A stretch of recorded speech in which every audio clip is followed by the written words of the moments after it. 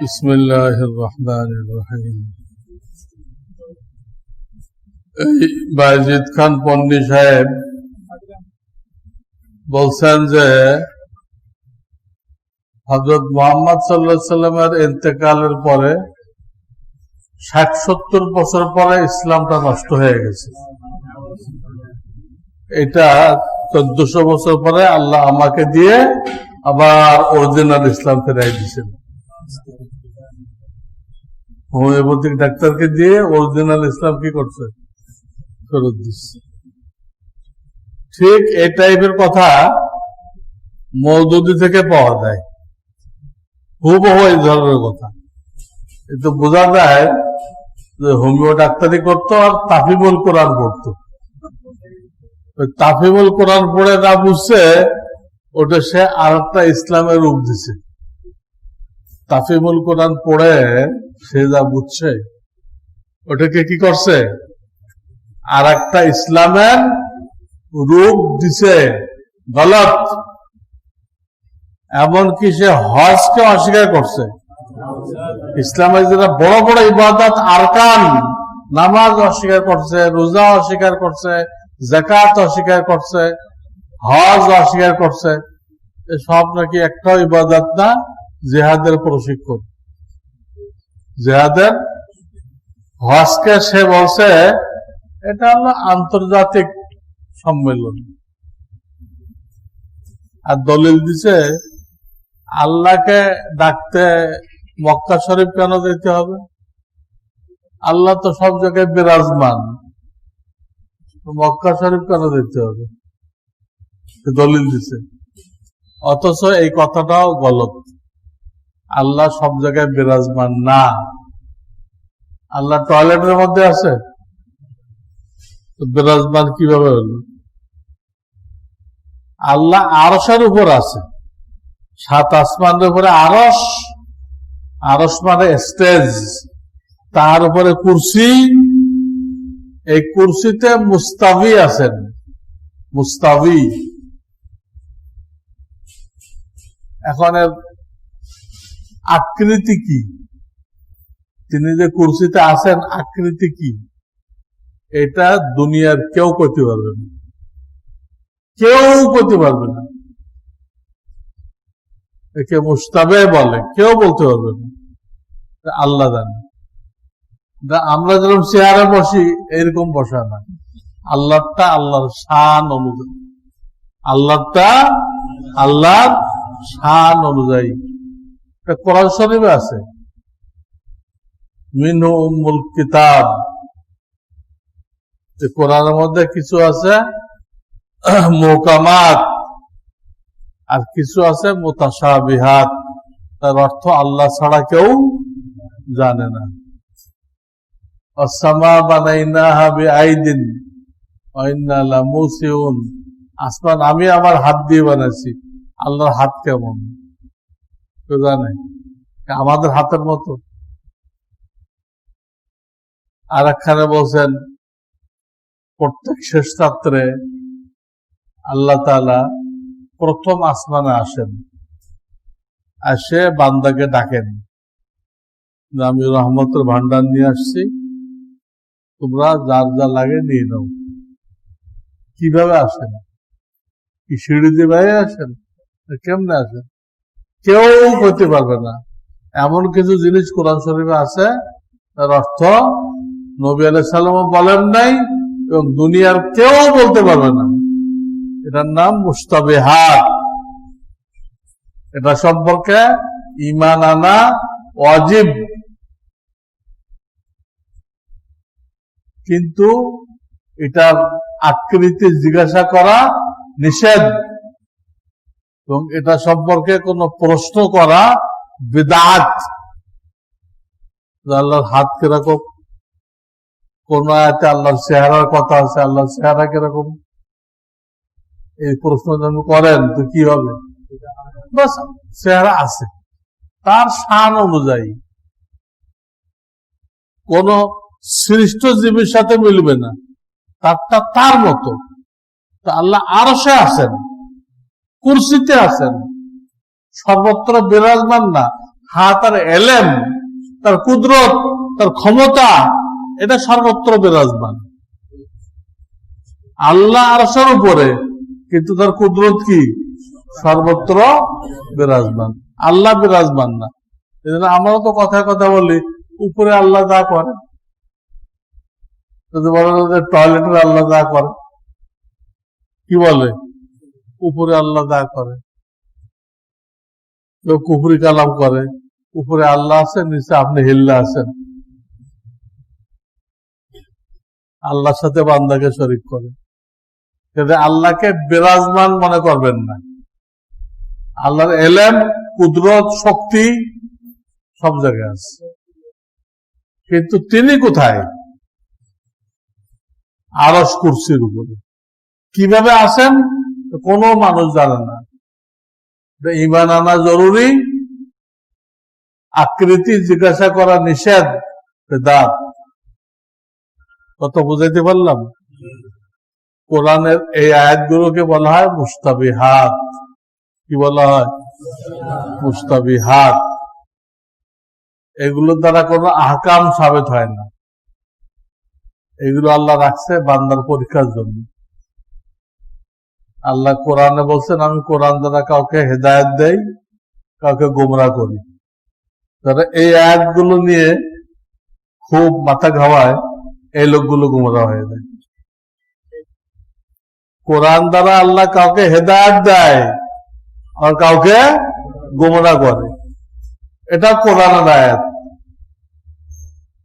ইউদিল্লু বিহি কাসীরা ওয়া ইয়াহদি বিহি কাসীরা।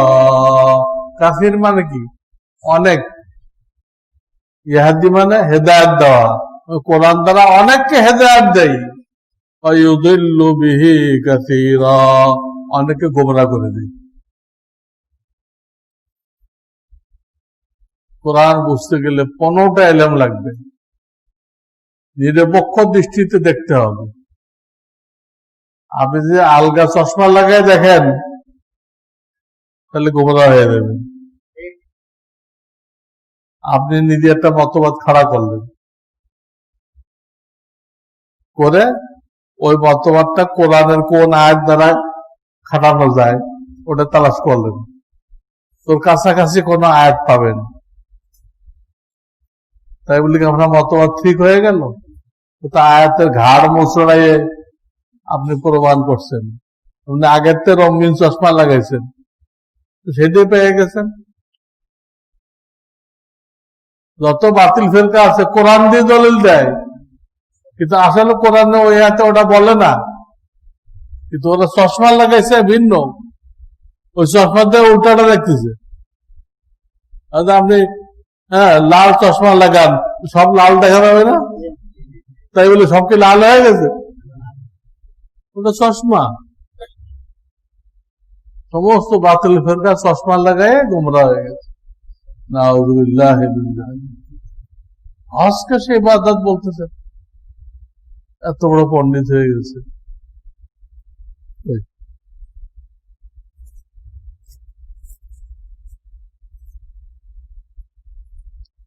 একই নামাজে দুইবার ওয়াজিব ছুটে গেলে কি দুইবার সুজদা করতে হবে? সুজদা কোনো দুইবার নেই, যে কয়বারই ছুটুক না কেন সুজদা কয়বার? একবার।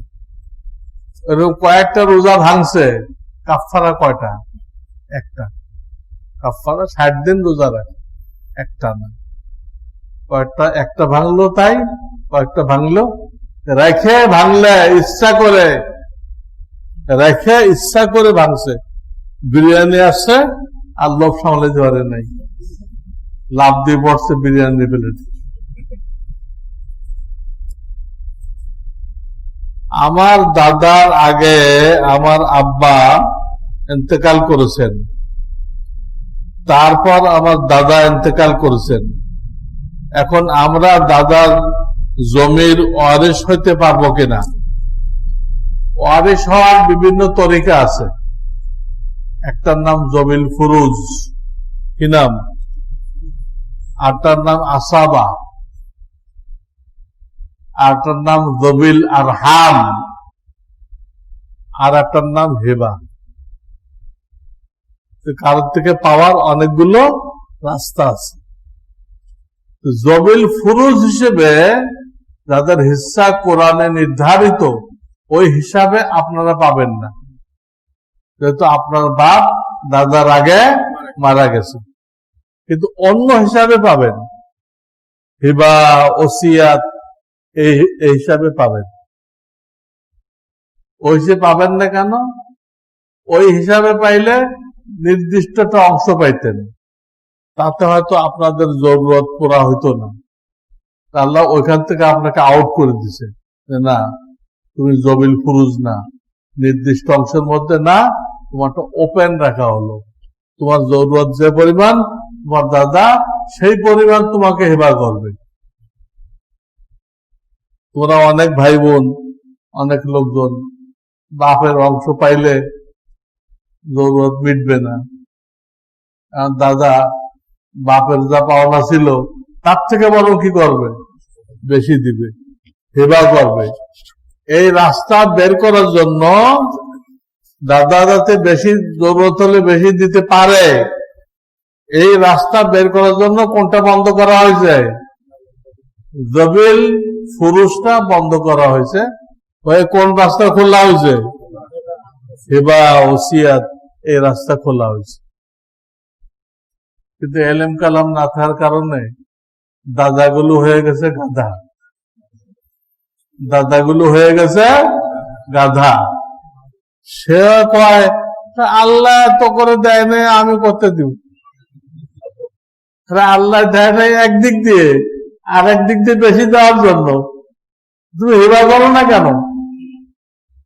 হায়াতে দিয়ে দাও, বেশি করে দাও, ও বাপের অংশ থেকে বেশি দাও। আমার কথা বুঝতেছেন? কেন ওদেরকে জবিল ফুরুজ রাখে নাই? তাহলে ওদের অংশটা নির্দিষ্ট হয়ে যেত। এখন ওপেন আছে, দাদা ইচ্ছা মতো দিতে পারবে। এই ওপেন করার জন্য ওটাতে রাখে নাই, মাহরুম করে নাই। কিন্তু আমাদের সমাজের দাদাদের এলেম না থাকায় ওই সবাই যা কয় ও তাই কয়, হ্যাঁ আল্লাহ তোদেরকে দেয় না, আমি করতে দিব। আরে তোমার বেশি দেওয়ার জন্য তো হয়েছে। এই জন্য কেন যে দাদাগুলো গাধা হয়ে গেছে। জাকাতের টাকার মতো ফসলের ওসরের টাকা কি মাদ্রাসায় দেওয়া যাবে? হ্যাঁ, মাদ্রাসায় দেওয়া যাবে, কিন্তু এটার খাত হলো জাকাতের খাত। ওসরের খাত কি? জাকাত যেখানে খরচ করা যায়, ওসর সেখানে খরচ করতে হবে। বর্তমানে ব্যাটারি চালিত রিক্সা সরকার কর্তৃক নিষেধের কারণে মূল রাস্তা বাদ দিয়ে অলিগলিতে চালিয়ে থাকে। এই ধরনের রিক্সা চড়াতে কোনো সমস্যা শরিয়াতে আছে কিনা? সরকার মানা করছে কেন? কি কারণে মানা করছে? কারণ থাকতে হবে।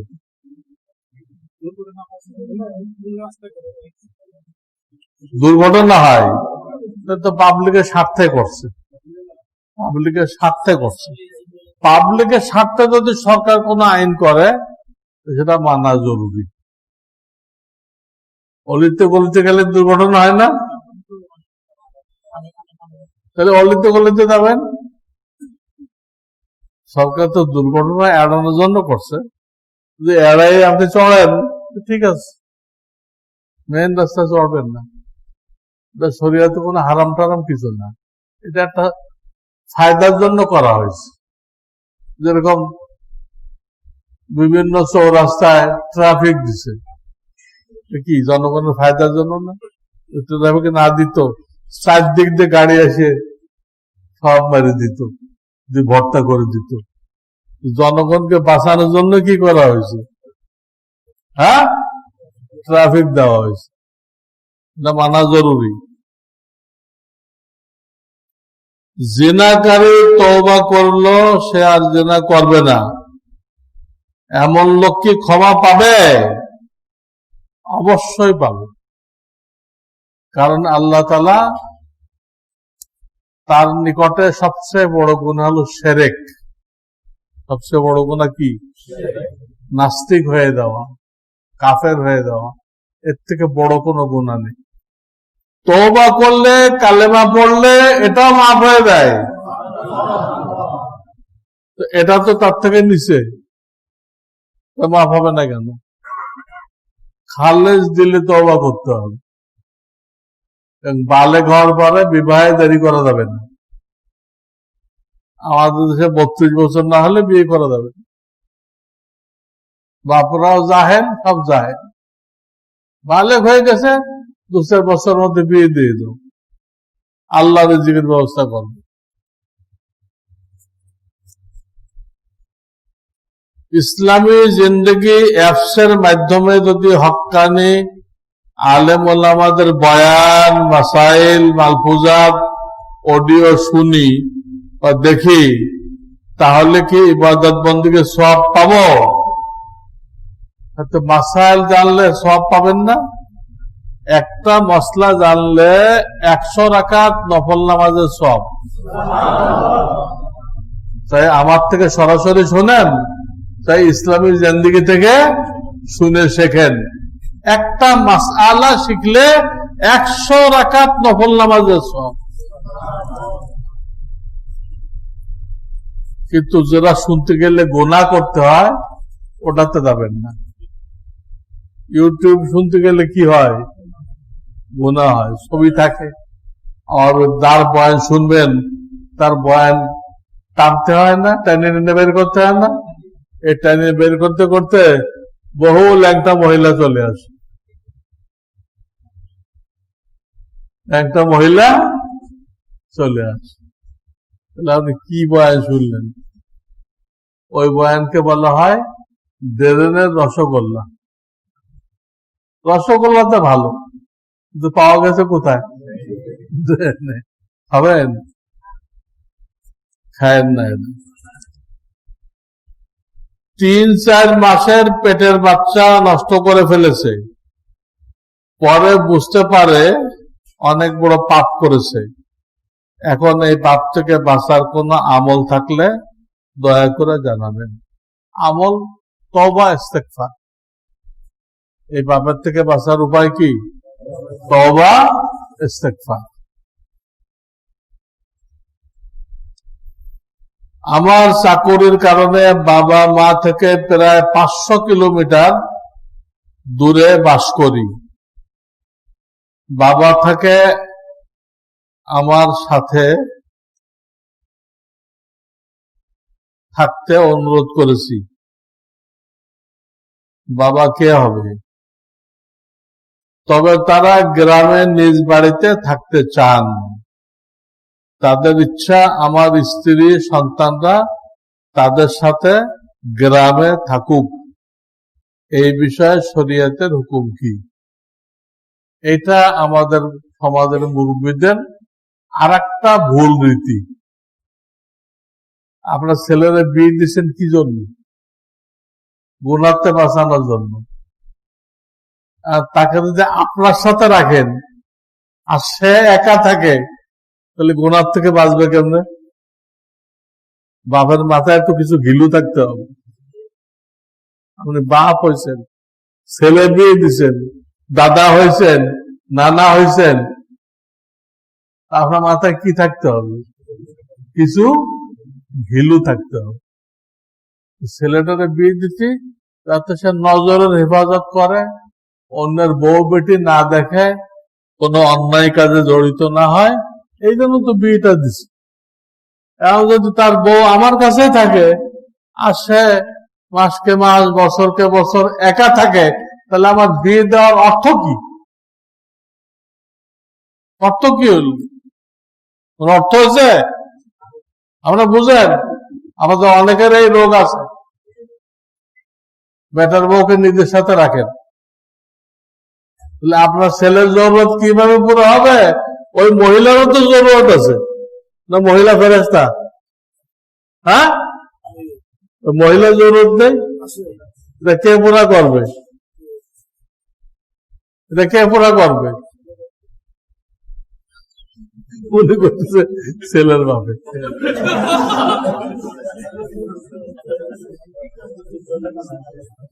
দুনিয়াতে এগুলো দুর্ঘটনা ঘটে। একজন ইংরেজি শিক্ষিতা মহিলা, সে বলতেছে আমি খুব ভালো আছি। কেমন ভালো আছে? আমার স্বামী বিদেশে থাকে, মাসে মাসে অনেক টাকা পাঠায়, আর আমার শ্বশুর আমার সাথে এনজয় করে। নাউযুবিল্লাহি মিন যালিক। ও ছেলের সাথে বিয়ে ঠিক আছে, শ্বশুর যদি বেটার বউর সাথে এনজয় করে তো ছেলের সাথে বিবাহ ঠিক থাকে? ইংরেজি শিক্ষিত মেয়ে, তার তো মসলা মাসাইল কিচ্ছু জানা নেই। অধিকাংশ ইংরেজি শিক্ষিত মেয়ে তসলিমা নাসরিনের উম্মত, কিচ্ছু জানেন। এই জন্য আপনারা ছেলের বউকে ছেলের সাথে রাখবেন, আর ছেলের দায়িত্ব আপনাদের পাকশাকের জন্য কাজের বুয়া দেওয়া। আপনাদের কষ্ট না হয় সেই ব্যবস্থা করা ছেলের দায়িত্ব, কিন্তু বিবি তার সাথে থাকবে। বিবি, এই যে অনেকে বিয়ে করে কয়েক বছরের জন্য বিদেশ চলে যায়, ইসলাম এলাও করে না। অনেকে বিয়ে করে কয়েক বছরের জন্য চলে যায়, ইসলাম এলাও করে না। ইসলাম স্ত্রীর অনুমতি সাপেক্ষে 4 মাস পর্যন্ত দূরে থাকার অনুমতি দিছে। স্ত্রী অনুমতি দিলে যে 4 মাস আমি নিজেকে সেভ করব, আপনি চিন্তা করেন না। 4 মাসের অনুমতি দিছে, অনুমতি সাপেক্ষে। আর আপনি 4 বছর আছেন, খুব টাকা পাঠাই দিছে, ফিরে এসে টাকাও পাবেন না, বউ পাবেন না। ওই টাকায় লয়ে আপনার বউ গেছে গা। মোবাইলের যুগে কার সাথে কার যোগাযোগ হইতেছে আর চলে যেতেছে। 4-5টার মা, 4-5টার মা, 4-5টা বাচ্চা হয়ে চলে যেতেছে। মোবাইলের বদৌলতে এই আমাদের পারিবারিক শান্তি এই আসছে। এই জন্য মহিলাদের মোবাইল না দেওয়াই ভালো। মহিলাদেরকে মোবাইল দেওয়া ঠিক না, মেয়েদেরকে মোবাইল দেওয়া ঠিক না। কার সাথে পুরুষ কানেকশন হয়ে সম্পর্ক হয়ে যাবে, হয়ে গেলে আপনাকে আর পছন্দ করবে না, বরদাস্ত করবে না, ওটা ভালো লাগবে। হারামের মজা বেশি, চুরির কাঁঠাল খাইতে নাকি মজা বেশি, চুরির কাঁঠাল খাইতে নাকি মজা বেশি। এই জন্য ওদের সৎ থাকার জন্য মোবাইল না দেওয়া।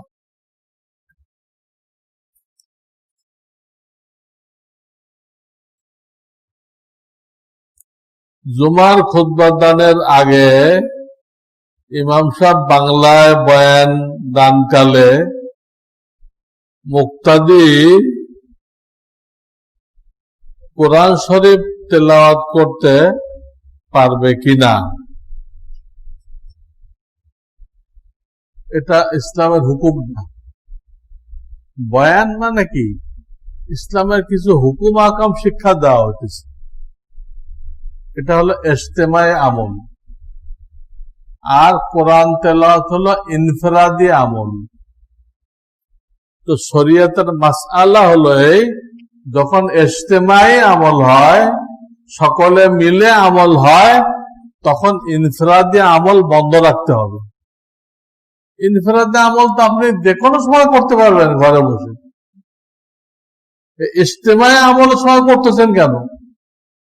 এখান থেকে কথা হইতেছে, আলেমরা যে কথা বলতেছে, দেখি আপনার দরকার নেই। আপনি যদি বেশি জানেন তা আপনি আসেন, এসে বুঝান। সে মনে হয় আমি তো এতে বেশি জানি, আমি বয়ান না শুনে কোরআন পড়ি। বেশি জানলে ভয় পেয়েছেন কেন? এক মসজিদের ক্ষতি পাইবেন, তাই তাদেরকে বোঝান। কিন্তু ইস্তেমায় আমলের সময় কোরআন পড়ার কি নেই, দরকার নেই। সুবহানাল্লাহ ওয়া বিহামদিহি, সুবহানাল্লাহ। আল্লাহুম্মা সাল্লি আলা সাইয়্যিদিনা মুহাম্মাদ। ربنا لا تزغ قلوبنا وهب لنا من لدنك رحمة يا حي يا قيوم برحمتك أصلح لنا شأننا ولا تكلنا إلى أنفسنا. سبحان ربك رب العزة عما يصفون وسلام على المرسلين والحمد لله رب العالمين.